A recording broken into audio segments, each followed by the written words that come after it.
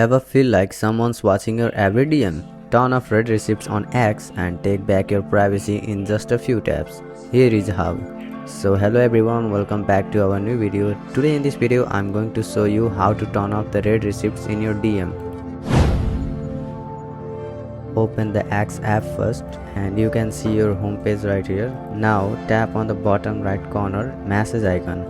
Once you tap, you will see this interface here. Now tap on the setting button that is at the top right corner. Now you will see several settings over here like enable audio and video calling, allow video and audio calls from. Scroll down a little and you will see an option of send read receipts. Turn it off. Once you turn off, others won't be able to see you when you have read their messages, but you also want to see read receipts from others. So basically the messages won't be so blue. So that's it for this video. If this video helped you, then hit the like button and do subscribe for more videos like this. Bye bye, see you all in the next video.